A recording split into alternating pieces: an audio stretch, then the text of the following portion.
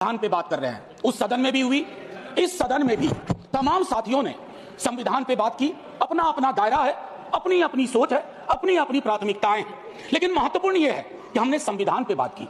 कई ओहदेदार लोग दूसरे स्तंभ के, वो तो ईश्वर से बात करने लगे हैं। भगवान को कितना काम है, किसी की नौकरी लगवानी है, किसी की शादी करवानी है, किसी को चुनाव जितवाना है, तो किसकी पर्ची निकलेगी, किसकी अर्जी लगेगी। तो अच्छा है कि हम संविधान के दायरे में बात कर रहे हैं। माननीय सभापति महोदय, नेहरू जी पर बहुत चर्चा होती है। जब से इस संसद में आया हूं, और मैं इस नई सरकार के बाद ही सदन में आया हूं, बचपन में सोचा करता था पार्लियामेंट पहुंचूंगा, लेकिन आज एक कन्फेशन करता हूं, हमेशा अपने को विपक्ष में देखता था, तो विपक्ष में ही हूं। तो सर ऐसा है, मैंने कई दफा कहा है, 14 का चुनाव, 19 का चुनाव, 24 का चुनाव, जवाहरलाल नेहरू नहीं आ रहे हैं, विपक्ष आ रहा है, कांग्रेस आ रही है। 100 साल आप चुनाव जीतेंगे, लेकिन नेहरू को फिर भी वहां खड़ा पाएंगे, क्योंकि अथॉरिटेरियनिज्म के खिलाफ, पार्लियामेंट्री डेमोक्रेसी के प्रतीक है नेहरू। वो ढाल हैं, वो रक्षा कवच हैं। और मैं आपको बताऊं, हमारे नड्डा साहब ने जेपी का उद्धृत किया, और मुझे अच्छा लगा कि जयप्रकाश जी ने, जब इंदिरा जी को, वो इंदू लिखा करते थे, जब चिट्ठियां लिखी ना इमरजेंसी के दौरान, तो नेहरू को इन्वोक किया। I am writing to you in the name of your father Jawaharlal Nehru. वो ऐसे व्यक्ति थे, जब उनकी आलोचना नहीं होती थी तो छद्म नाम से अपनी आलोचना स्वयं करते थे। तो मैं क्या कहूं, जयप्रकाश जी का कश्मीर पर जो नेहरू जी को चिट्ठी थी या इंदिरा जी को चिट्ठी थी, अगर वो चिट्ठी आज मनोज कुमार झा अपने नाम से कॉपी पेस्ट करके लिख दे, तो सर शाम तक मैं टेलीविजन डिबेट में विलेन बन जाऊंगा। मेरे पर यूएपीए लगे ना लगे, सांसद हूं शायद ना लगे, लेकिन बहुत तरह की तोहमत लगेगी। सर एक आवश्यक बात, हम महापुरुषों की जन्मतिथि, पुण्यतिथि पर माल्यार्पण वाले दुनिया के नंबर 1 देश हैं। इतनी पुष्प वर्षा करते हैं जन्मतिथि और पुण्यतिथि पे, लेकिन सर वो तिथियां इस बात की भी होती है, हम अपनी चुनौतियों को स्वीकार करें। अगर हम संविधान दिवस मना रहे हैं, क्या फ्रीडम के बारे में नहीं बात होनी चाहिए? दोनों तरफ ऐसी बातें हो रही हैं, मेरी कमीज सफेद, तुम्हारी कमीज गदली। अरे साहब, संविधान की कमीज देख लो, वो गदला ना हो, उस पर दाग ना पड़े, ये हमारा दायित्व होना चाहिए। आज से 25 वर्ष बाद मैं इस सदन में नहीं होऊंगा, हम में से बहुत लोग नहीं होंगे। जब 100 साल पे चर्चा हो रही होगी, बहुत चर्चा होगी, लोग विश्लेषण करेंगे, जैसे आज हम करते हैं कि नेहरू को यह करना चाहिए था, नेहरू ने वो नहीं किया। 100 साल बाद कोई आपके बारे में टिप्पणी करे, मैं जीवित नहीं रहूं, संभवतः मैं सदन में नहीं रहूंगा, लेकिन वो भी अच्छा नहीं लगेगा सर, अशोभनीय लगेगा। टाइम मशीन नहीं है सर, नहीं तो मैं अपने सारे साथियों को 47-46 ले जाता। खून की नदियां बह रही थी दोनों तरफ, खून की नदियां, मंदिर में गाय काट के फेंकी जा रही थी, मस्जिद में सुअर फेंके जा रहे थे। उस दौर में एक ऐसे देश के निर्माण का संकल्प, गलतियां हुई होंगी। आप विलेन क्यों बनाते हो भाई? विलेन मत बनाओ, आपसे भी गलतियां होती हैं, हमसे हुई हैं। मैं सिर्फ इतना कहता हूं माननीय सभापति महोदय, कि जब हम तबसरा करते हैं इस तरह के नेताओं पे, तो हम भूल जाते हैं 47 में इस देश की क्या हालत है। सर आपने घर बनाया हो, मैंने नहीं बनाया अभी तक, मेरे पिता ने बनाया। सर ग्राउंड फ्लोर बनाने में सबसे ज्यादा मेहनत लगती है, नींव है वो। नेहरू और अंबेडकर, पटेल, आजाद ने नींव डाली, आप सेकंड थर्ड फ्लोर बना रहे हैं, उन्होंने फर्स्ट फ्लोर बनाया, आप 5 फ्लोर और बनाइए, लेकिन नींव के बगैर फ्लोर किसी काम का नहीं है, ये याद रहना चाहिए। सर माननीय उपसभापति महोदय, हमारे प्रधानमंत्री जी, भाजपा के कई साथी, और क्योंकि ये संविधान की डायरेक्टिव प्रिंसिपल्स में है कि यूनिफॉर्म सिविल कोड, सर मैंने विस्तार से अध्ययन किया है, नड्डा साहब ने भी अध्ययन किया होगा, तमाम साथियों ने। सर कई तरह के उस पर विचार थे, लेकिन डोमिनेंट विचार था कि इसको रखो, किसी दिन वक्त आएगा इस पर बात होगी। सर 44 आर्टिकल, जो कि ड्राफ्ट में 35 था, उससे पूर्व आर्टिकल 39 क्लॉज सी है sir, about concentration of wealth.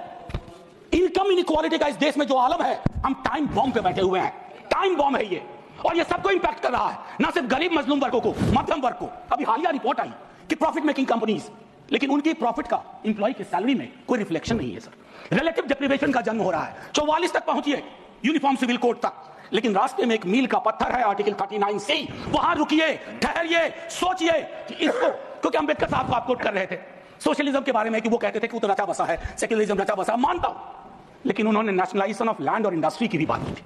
मैं उसकी पैरोकारी आज के दौर में नहीं कर रहा हूं, लेकिन ये जरूर कहूंगा कि प्राइवेट प्लेयर्स ऐसे ना हो जाए, एक को चादर से ढकने के चक्कर में पूरा देश नग्न सच्चाई से रूबरू होता रहे, ये नहीं होना चाहिए।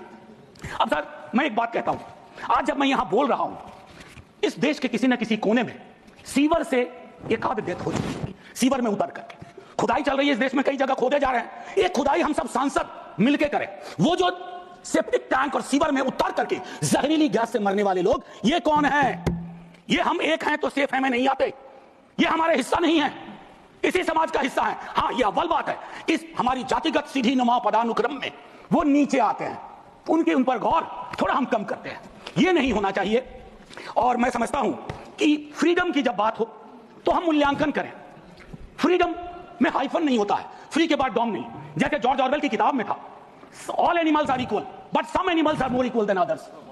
इस देश में नाम और सरनेम से भी चीजें तय होती हैं। खालिद नाम है, जेल में रहोगे, सुनवाई नहीं होगी। हैदर नाम है, मिरान हैदर, नहीं सुनवाई होगी। इमाम नाम है, साजिल इमाम, नहीं होगा। गुलफिशा होगी, नहीं होगा। तो ये सारी चीज। एक मिनट, आप मैं मेरा टाइम पॉज कर दीजिए, मेरा टाइम पॉज कर दीजिए, मेरा टाइम पॉज कर दीजिए। मैम चेयरपर्सन, मेरा टाइम पॉज कर दीजिए।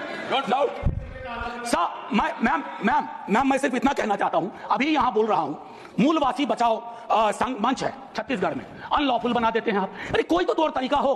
किसान विरोध करे, देशद्रोही है। विद्यार्थी विरोध करें, नौकरी के लिए, नौकरी मांग रहे हैं आपसे, और कुछ तो नौकरी भी नहीं मांग रहे हैं, परीक्षा समय पर कराने की मांग कर रहे हैं। आप कह रहे हो अराजक है, नक्सल है। ये जो शब्दावली लेकर के, विशेषण लेकर के आप घूमते हैं, इससे थोड़ा बाज आइए। मैं कह रहा हूं ये टेम्पटेशन होता है जब बहुत बड़ी सत्ता होती है, 15वें वर्ष में, 11वें वर्ष में प्रवेश करते हैं, लेकिन उस टेम्पटेशन को रोकना मैच्योरिटी है, परिपक्वता, परिपक्व लीडरशिप की बात होती है। वैकल्पिक विकास की कोई मांग आपसे करेगा तो आप कहोगे नक्सली है। अब मैम चेयरपर्सन, एक और चीज कहना चाहता हूं। मैं पीड़ा साझा करता हूं बांग्लादेश में जो हो रहा है, साझा करता हूं पीड़ा। 71 के बारे में पढ़ा था, अभी देख रहा हूं। लेकिन मैम मैं महात्मा गांधी पर जाना चाहता हूं। नोआखली में जब देश आजादी का जश्न मना रहा था, महात्मा गांधी नोआखली में दर दर भटक रहे थे, restoration of peace and normality, वो दौर था। उन्होंने एक बात कही थी, आज का दक्षिण एशिया है, जिससे पाकिस्तान और बांग्लादेश निकला, हमें इस बात का स्मरण करना होगा कि हमारी भूमिका सबसे बड़ी है। हम बड़े भाई वाली शब्दावली का इस्तेमाल नहीं करेंगे। We are the largest and the oldest democracy. बाकी में डेमोक्रेसी कैजुअलिटी हुई है पाकिस्तान और बांग्लादेश में, संविधान तक नहीं आया। लेकिन हम अपनी अकलियत के साथ कैसा व्यवहार करते हैं, तो हम कह पाते हैं बांग्लादेश को, learn from us, to Pakistan, learn from us, this is how we treat. लेकिन हमारा रिपोर्ट कार्ड, अगर उसमें कमियां रहती है, मैं Sit down. Sit down. Ma'am chairperson, my time should be paused. My time should be paused. My time should be paused. My time should be paused. Honorable members. Ma'am एक चीज मैं एक चीज कहना चाहता हूं। अंबेडकर साहब को कोट किया गया, अंबेडकर साहब को कोट किया गया। और एक मिनट, किसी की भावना आहत हुई है तो मैं वापस लेता हूं। It is primarily a mode of, सुनिए, it is primarily a mode of associated living. Democracy is not simply a form of living, form of government. Associated living, कितना इसको अपने जीवन में उतार पाए। ऑफ कॉन्जॉइंट कम्युनिकेटेड एक्सपीरियंस, कितना उतार पाए। जातिगत जनगणना की जब बात होती है तो बट जाते हैं हम। क्यों बट जाते हैं भाई? वर्गीकरण की बात होती है, बिना जनगणना के वर्गीकरण कैसा?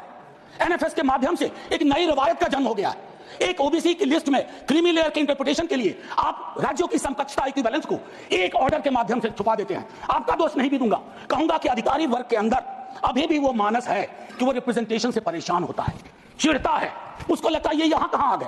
अभी बिहार में सर्वेक्षण हुआ, कई लोगों ने कहा हम तो इतने कम नहीं हो सकते। विजिबिलिटी और न्यूमेरिकल स्ट्रेंथ में फर्क होता है। विजिबल आप इसलिए अपने को समझते हैं ज्यादा कि आप न्यायालय में हैं, आप विद्यालय में हैं, आप सड़क पे हैं, आप चौक पे हैं, आप चौराहे में। आपको लगता हम तो बहुत, हमें कम क्यों दिखाया गया? उसके इस रिश्ते को हम सबको समझना होगा मैम चेयरपर्सन। और जो मैंने कहा conjoint experience and associated living, together with that I take you for a minute to what Jawaharlal ji said in the beginning of objective resolution. उन्होंने कहा, और मैं हिंदी में तर्जुमा करता हूं, कि आज जब मैं यहां खड़ा हूं तो 5000 साल का अतीत मेरे सामने खड़ा है। मैं अभिभूत भी हूं, लेकिन मेरी चिंताएं भी। इन चिंताओं और अभिभूत होने के बीच किस तरह के राष्ट्र का हम निर्माण करेंगे संविधान सभा के माध्यम से, मैं इस चुनौती को स्वीकार करता हूं अपने साथियों के साथ। और then he mentioned oath of tennis court. मैंने इस सदन में एक दिन कहा था कि 1789 के रेवोल्यूशन के बाद जहां से लिबर्टी, इक्वालिटी, फ्रैटर्निटी आया, जवाहरलाल जी ने कहा, तब के बादशाह ने वहां कमरे बंद करवा दिए कि कॉन्स्टिट्यूएंट असेंबली नहीं बैठ सकती है। एक कमरे से दूसरा कमरा, दूसरे कमरे से बरामदा, और आखिर में टेनिस कोर्ट में पूरी की पूरी असेंबली बैठी और ओथ लिया।